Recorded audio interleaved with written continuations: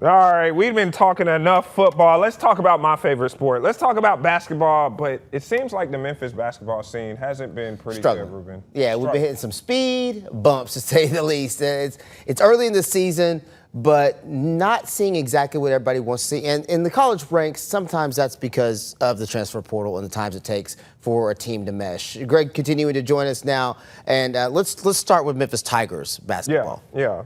So, Greg, what did you see from this most recent outing for the Tigers against UNLV? Because in that game, I know a lot of attention was put on the return of Josh Pastner. UNLV came in missing some starters, and you couldn't even tell. They put a whooping on the Tigers. Didn't even seem like the Tigers had a chance. What is going on? Is it time to hit the panic button? Because on social media, you know, everybody's very reactionary. People are just livid with this Tigers basketball team. People are hitting the panic button, and you hit it perfectly. Hit it right on the head. Whooping. That's what it was. Josh Pastner and that team, you're right, minus a couple of players that are integral to that Runnin Rebs team, went in there and just they cooked Memphis, and the effort was not there. And that was the biggest disappointment.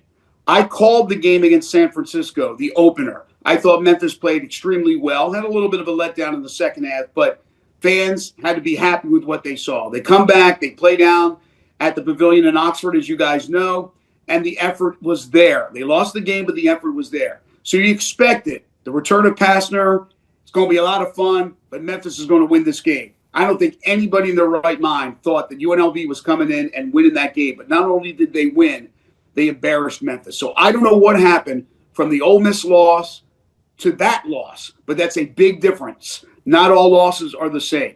So right now, yeah, there's a little bit of a push of the panic button. I want to see more from this team. Unfortunately, you run into, in the Bahamas, the number one team in the nation at Purdue, and either Texas Tech or Wake Forest. They are staring 1-4 in the face. And we know the non-conference schedule that Memphis plays every year. They have to play a daunting schedule with the conference they play in. But so far, the last couple of years, they were terrific in winning a lot of those big non-conference battles. This year, off to a horrible start if they lose these games. And again, they're an underdog in the Bahamas. The biggest part about that, and you know, we're going to try to keep this basketball moving because we have to go, is the transfer. I have two things. The transfer portal makes it hard to build consistency on a basketball court. It really does. You got guys from all over who run all different systems, trying to get together and learn how to play one system. That does make it difficult. The second thing is you need some of those wins because when it comes to NCAA tournament time, you need a decent seed. And you can only get a good seed if you have some good wins or some what we call some bad losses. And so to your point, that I think Memphis is digging a big hole that's going to be tough to get out of. You are right on both parts. First of all, the portal. You have to hit. You can't miss. You only have a certain amount of money. You know the top players you're bringing in, the bigger names from the bigger schools, is going to demand the most money. That's where you have to hit. And right now with Ahmad Bradshaw, it doesn't look like Aaron Bradshaw. Yeah, I know I said that wrong. Aaron Bradshaw, it doesn't look like they've hit. With Doug McDaniel, he had a horrible game against UNLV, but we know he's capable. Guys like Zach Davis from South Carolina, that's where the money went. They have to hit. If these guys are misses, they're dead in the water. Because you're not going to get it from the rest of that roster, which is basically comprised of a lot of guys you're not dishing out a lot of money to. You're going to get effort, and we've seen that from some of those players. But you're behind the eight ball if you miss on those top players that you bring in. And then the second part of what you asked was what? Give me that again. You said 4-11? 4-11, I think that's their record. No. No. The second part? Yeah, you asked me two parts to the question. One was about the second part was how those losses can either be good losses or bad losses when it comes to NCAA tournament. Yeah. Absolutely. But you hit it on the head because you have to play, and I give Penny all the credit in the world. He puts together this type of schedule. He'd make it harder if he could, but some teams don't want to play home and home with Memphis. He'll play neutral court games as well, but you got to get some of these teams to come to Memphis because you got to get that home crowd a lot better than what it was in those first couple of games. But the point is that you have to win those games. Not every single one, but you have to win the bulk of them because you're looking at the seed in the NCAA tournament. Last year, they did it perfectly. They went out to Maui. They set the tone. They won big non-conference games. They ran roughshod through the conference, won the conference tournament title. And then they went in as a nice seed, but they lost. But that was what you had to do. And you have to do that this year. But they're already behind the 8 ball. If you lose a bunch of these non-conference games, then even winning the conference tournament, getting into the NCAA tournament, which is the ultimate goal, you're going to be a 10, 11, even a 12 seed. And you're going to put yourself behind the 8 ball. And God forbid, if you lose most of your non-conference games or don't have any quality wins other than a couple of bye games, then if you lose in the conference tournament, get knocked out, get upset, you're not going to get in as an at-large. No, you're in the NIT. All right, let's switch gears. We've got about 3 or 4 minutes. We want to talk about the Grizzlies. So that's what I meant when I said 4-11, because that's what the Grizzlies' record is right now, and it's just been ugly, Greg. It seems like they went on the road and they just couldn't get right. So what do you think about the Grizzlies? Because that is a team, their fan base for sure is hitting the panic button, and now we're looking at draft-a-thons and stuff like that. Looking at the latest mock drafts now. I'm looking at it. And we had, of course, the Ja. He needs to be traded. Jackson needs to be traded. That's not happening. Tomas Isolo, he needs to be canned. That's not happening. They got to figure it out. These are high-salary professional athletes that just have to play better. They have to figure it out. Isolo and his staff, they have to put him in the right position to win games. They have to figure it out. It's a new system. It's going to take time. The biggest problem is the guard, especially the point guard position. Ja has missed games. Jerome hasn't played yet. Scottie Pippen's out and won't be back, if he's back at all, till late in the season. That has put him way behind the 8 ball. You didn't have Zach Edey to start the year.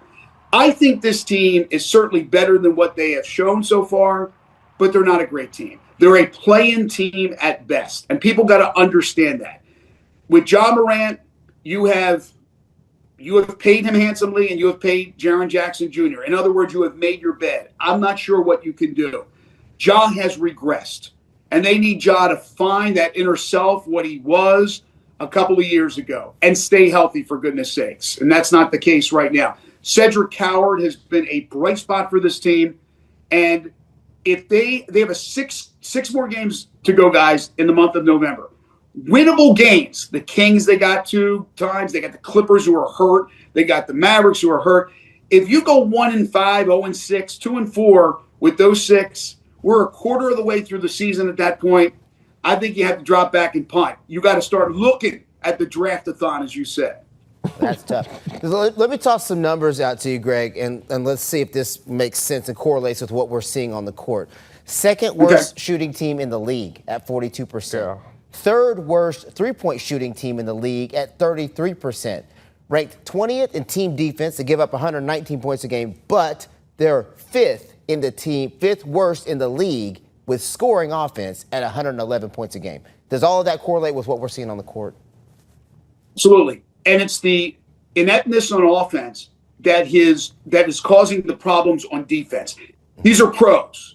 I understand a high school kid not making his shots. He gets down on himself. He doesn't play defense, or a team not doing that. These are pros. They got to figure it out. They got to go back and play defense, find other ways to do their job if the shots aren't falling. Remember, they brought in KCP in the Desmond Bain trade, expecting 3-and-D from KCP. He can't find the ocean from the pier. He's gone from a starter to a backup, right? I mean, seriously. So you expected 3-point shooting from him. You expected 3-point shooting from Jalen Wells, who you got last year as a rookie. He's been in a sophomore slump. You expected it from Jerome. He hasn't played yet because of injury.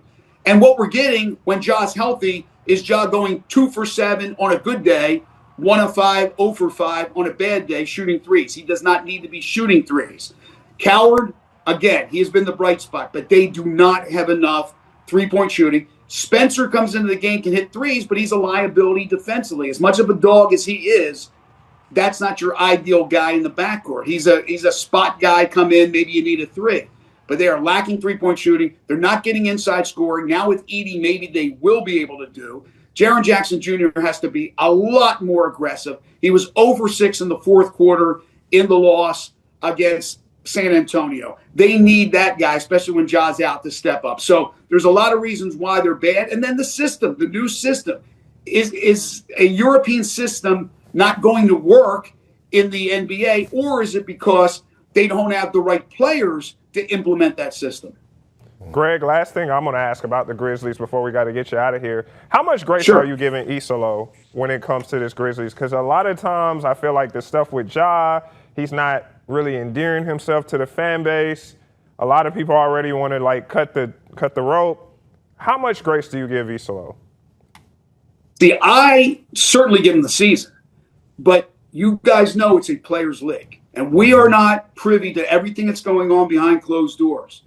If Ja Morant says to Kleiman, we got to make a move, Kleiman will probably defer because normally the players get what they want. I don't think we're at that point, and I hope that we don't get to that point. I hope this guy gets a full season to show what he can do. But if this system is something that these players despise and they continue to struggle the way they are and have what looks like it could be a horrific season, then I would not be shocked whatsoever if they pulled the plug at the end of the year. I would give them the season. Yeah, I think that's a valid point. This is the NBA. It is not the Euro League, and sometimes those systems don't work.